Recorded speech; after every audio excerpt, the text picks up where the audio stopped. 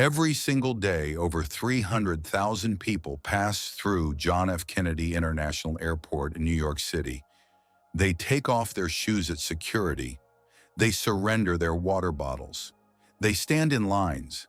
They get scanned, checked, patted down, and flagged by algorithms.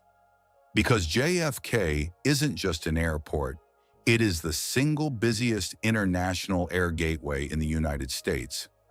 In a single year, over 77,000 commercial flights pass through those runways. More international routes than any other airport in the country. More flights from more corners of the world than anywhere else on American soil, which means it is also the most valuable smuggling corridor on the planet. And for 12 years, the men who were supposed to be guarding it were running it. And a baggage handler at one of the world's most secure airports figured out something that should terrify you. The security you trust to protect you, he owned it. He bribed it, recruited it, corrupted it, and turned an American Airlines aircraft, a plane full of passengers, into his personal narcotics shuttle service.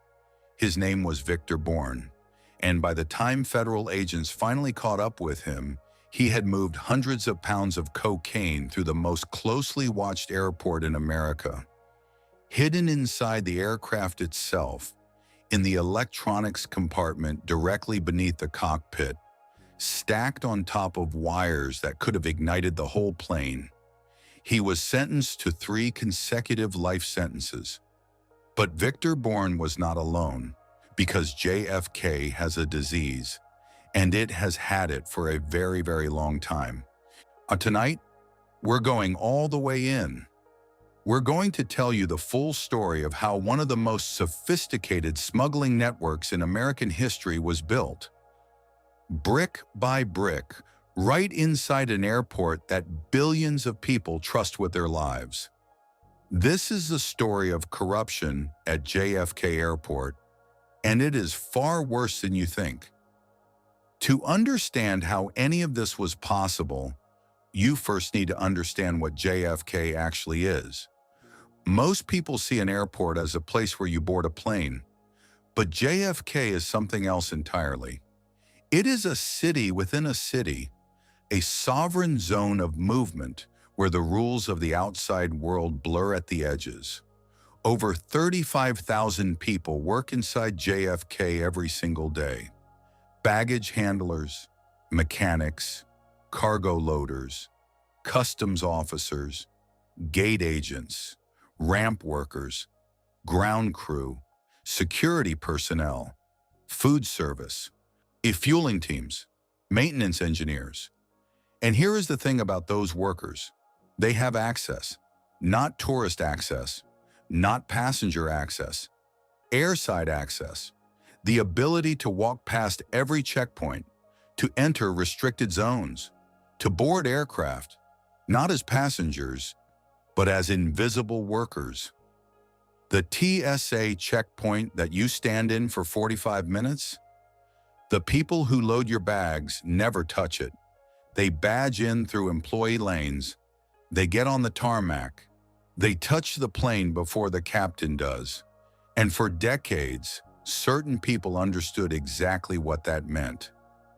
The primary smuggling corridor into JFK ran from the Caribbean, specifically from the Dominican Republic, Jamaica, and other island nations, on commercial flights that arrived daily. These weren't charter flights. These weren't suspicious private jets.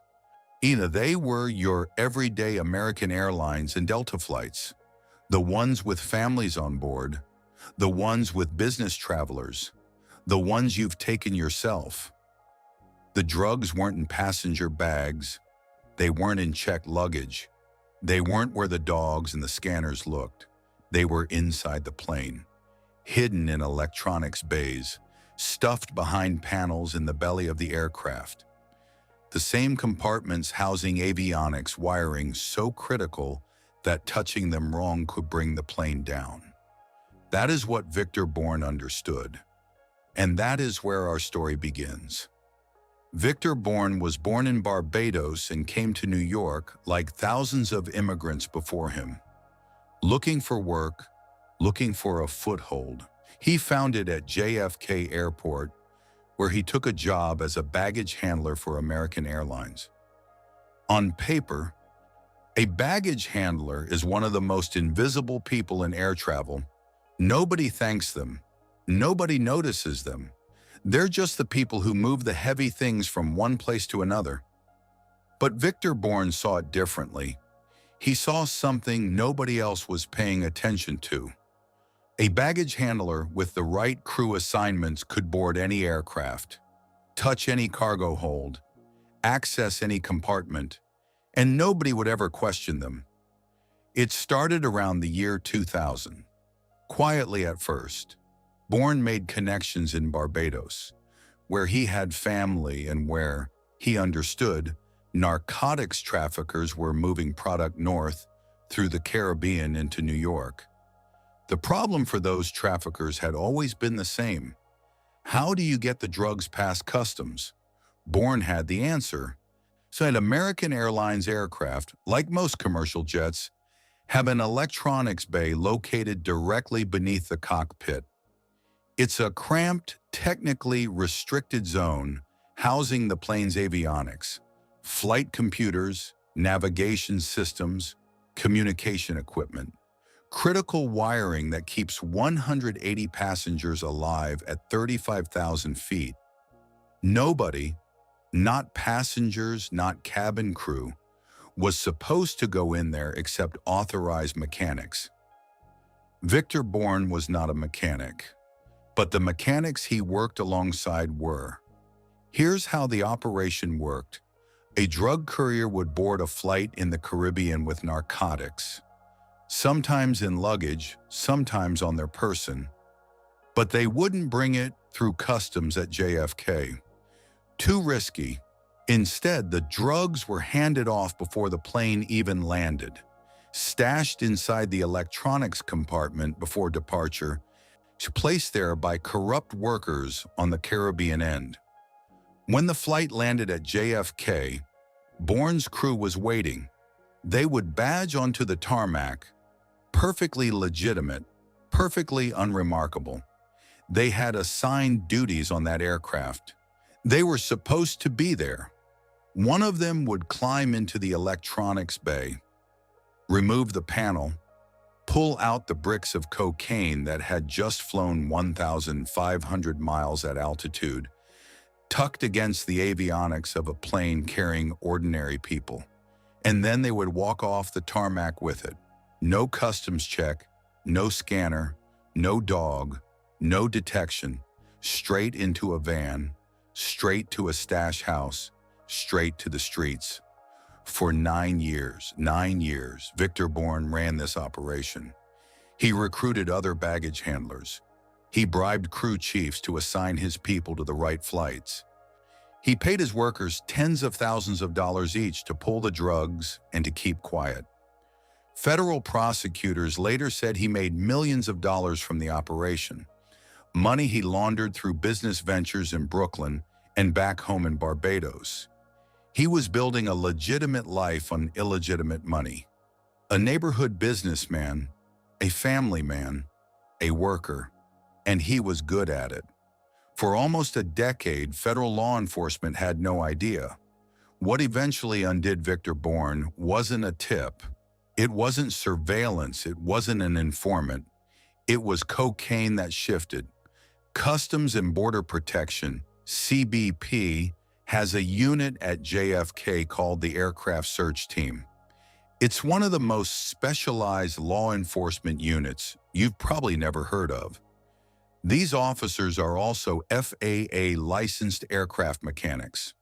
They can open every panel on a commercial aircraft: the cockpit, the engines, the hydraulics, the avionics, without involving airline personnel who could tip off insiders. That distinction is everything. In the early days of the aircraft search team, regular customs inspectors couldn't access the most technical areas of a plane without the airline's own mechanics opening them. And those mechanics, as Victor Bourne had proven, couldn't always be trusted. The aircraft search team changed that equation. On one particular flight arriving from the Caribbean, a CBP officer on the aircraft search team found something wrong. Cocaine bricks, poorly wrapped, improperly placed, had shifted during flight. The package had moved against live wiring in the avionics bay. UACBP officer later described a similar seizure in stark terms. 5 bricks of cocaine in a high-voltage electrical cabinet housing the plane's computers, stacked on wires that could have become dislodged and set the aircraft on fire. Let that land for a moment.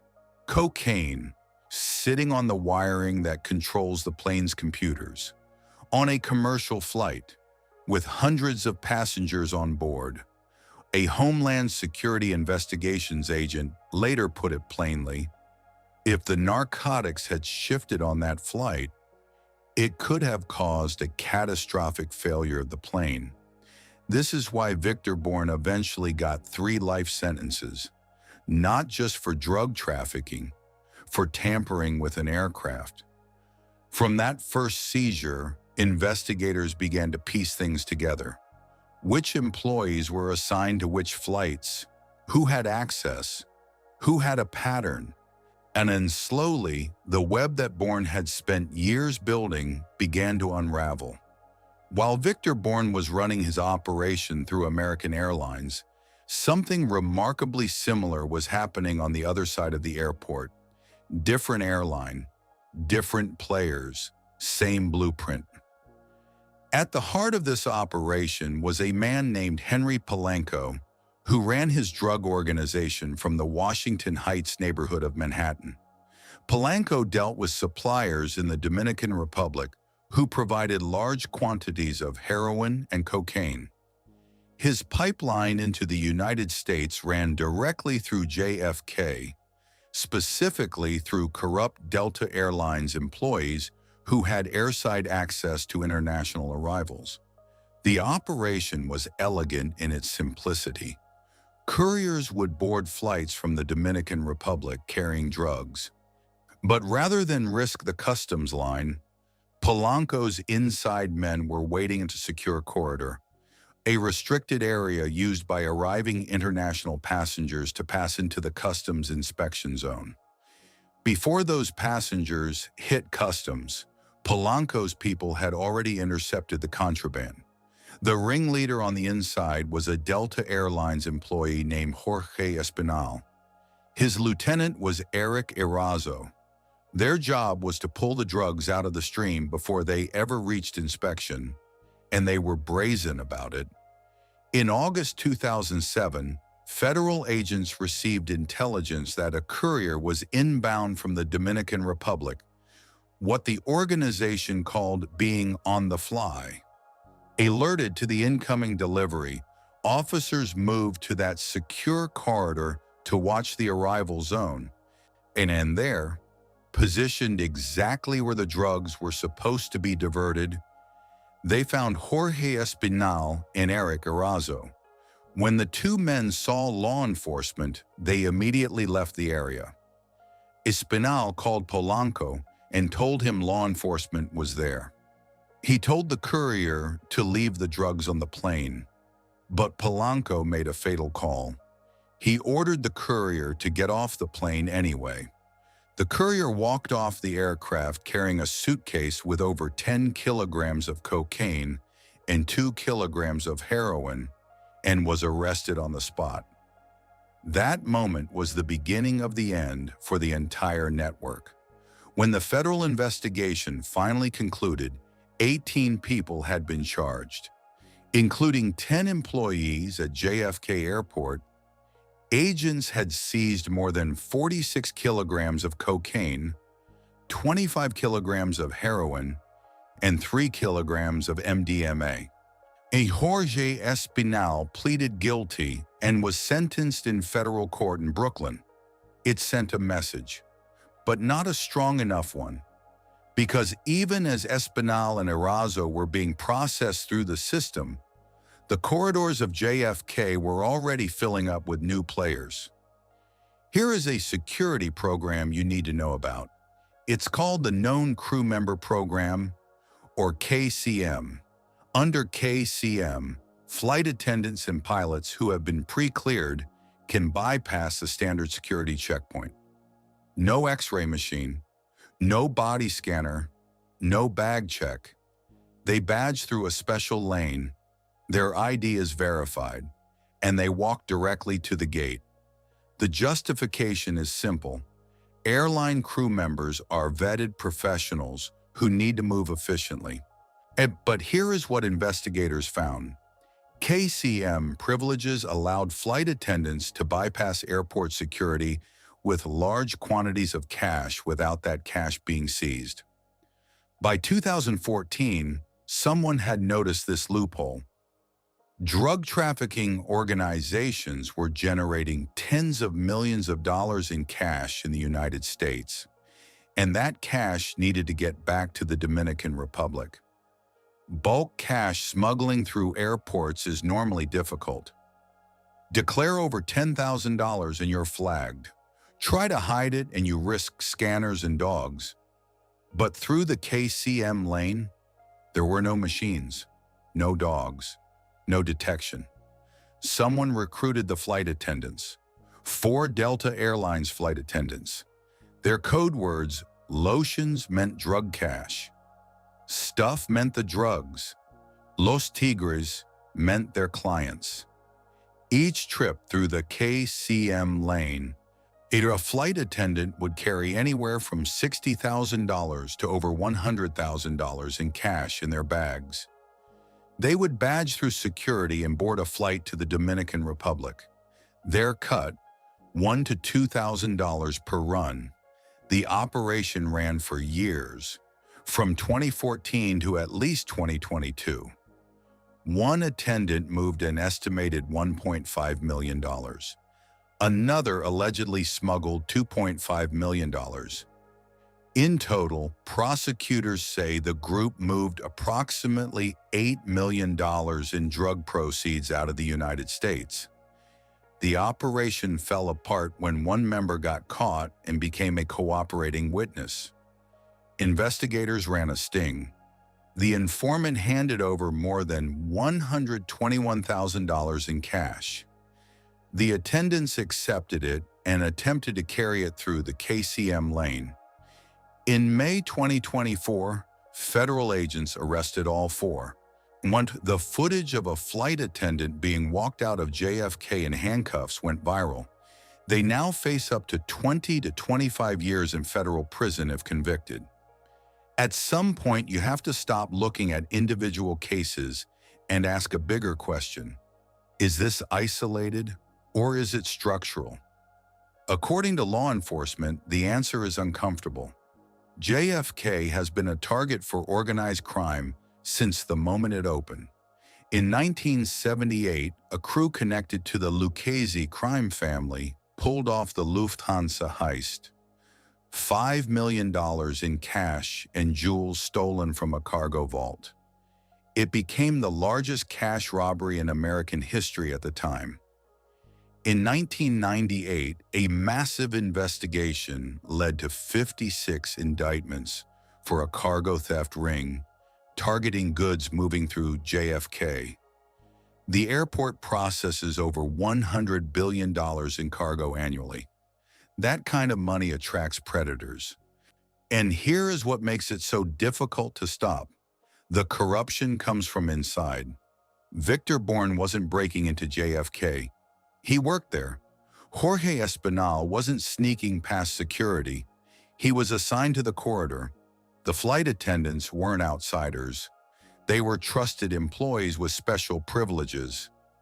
This is what law enforcement calls an internal conspiracy. Even the systems designed to enforce security depend on the very employees who might be compromised. There is another layer. In 2025, prosecutors charged individuals in a bribery and money laundering scheme involving cargo contracts at JFK, fake invoices, shell companies, hidden payments. This wasn't drug trafficking. This was the legitimate business side of the airport being corrupted. The system itself is vulnerable. The problem is not isolated. It is systemic. On October 12, 2012, Victor Bourne stood in federal court in Brooklyn. He had been convicted on all counts. He had run a smuggling operation for nearly a decade, corrupting airline employees, moving hundreds of pounds of cocaine, and using commercial aircraft as drug transport vehicles. He showed no remorse. He denied responsibility. The judge sentenced him to 3 consecutive life terms, not just for trafficking, but for endangering lives, because cocaine packed against live aircraft wiring could have caused a catastrophic failure mid-flight. Others followed. Jorge Espinal was convicted. A mechanic involved in a later case was sentenced to 9 years in federal prison. The 4 flight attendants arrested in 2024 are awaiting trial. And yet the investigations continue. And the aircraft search team at JFK has conducted thousands of aircraft searches. Every seizure leads to new names, new employees, new networks. For investigators, it is constant. At JFK, it always is. Here is the reality of corruption in places like JFK. It doesn't look like crime. It looks like a job. It looks like an employee with a badge. The people involved were not strangers. They were co-workers, supervisors, professionals. That is what makes it different from a heist story. There is no outside force breaking in. The people inside are running it. The systems designed to protect the airport depend on trust, and that trust can be exploited. Somewhere in that system, right now, someone is looking at a plane, calculating, waiting. The airport runs 24 hours a day, and the corruption never sleeps. Victor Bourne remains in federal prison serving 3 consecutive life sentences. He has never publicly admitted guilt. Jorge Espinal was convicted and sentenced in federal court in Brooklyn. Paul Bellawasi was sentenced to 9 years in federal prison in September 2024. The 4 Delta flight attendants arrested in May 2024 are awaiting trial. All are presumed innocent until proven guilty in a court of law. The CBP aircraft search team at JFK continues to operate and has made thousands of seizures since its founding in 1989. JFK Airport handles over $100 billion in cargo annually and remains the United States' busiest international air gateway. If this story grabbed you, share it, drop a comment. Tell me which part hit hardest, because this story has layers we couldn't even fit into one video. There is so much more to come. And hit the subscribe button, because we're just getting started.